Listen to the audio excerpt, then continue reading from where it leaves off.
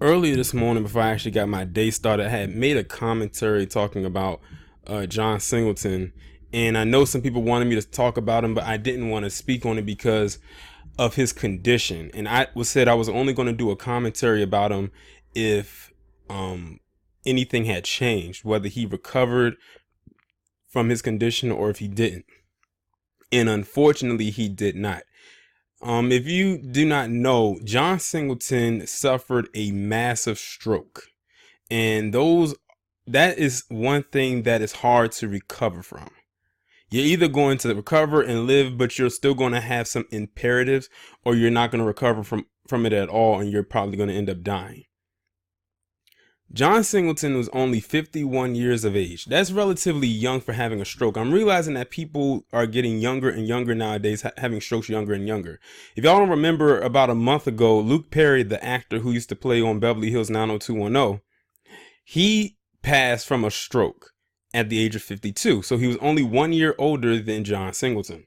So people are getting younger and younger with strokes. You think that a stroke is associated with somebody who is much older, they're up in age, they may be in their 70s and something like that.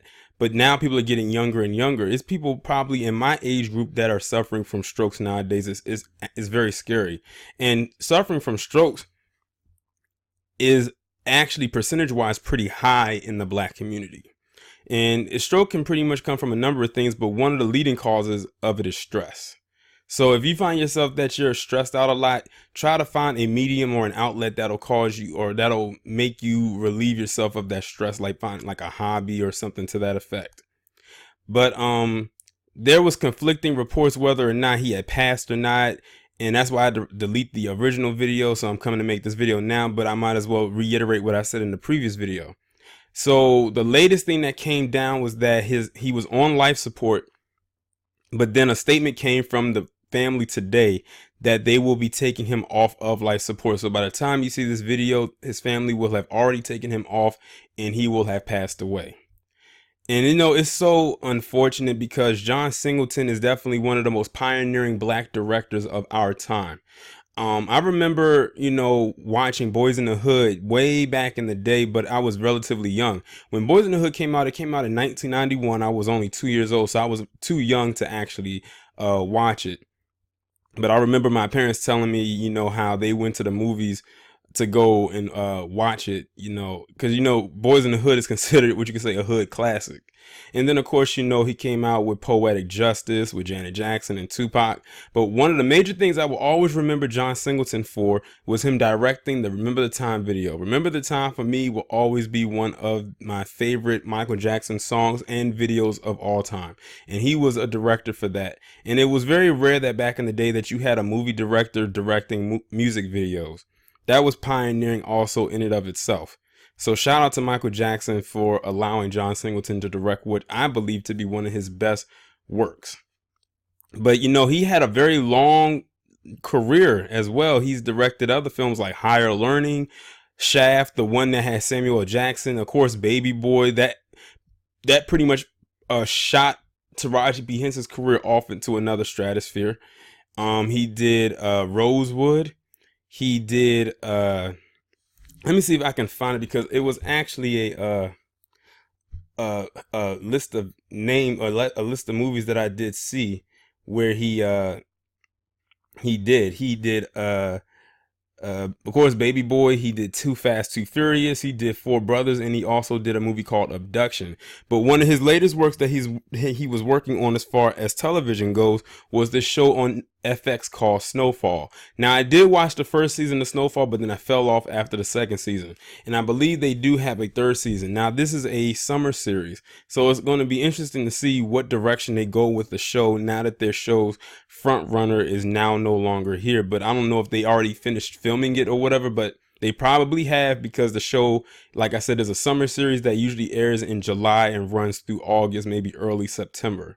So they're probably already done filming or close to being finished or completed with the filming for the series.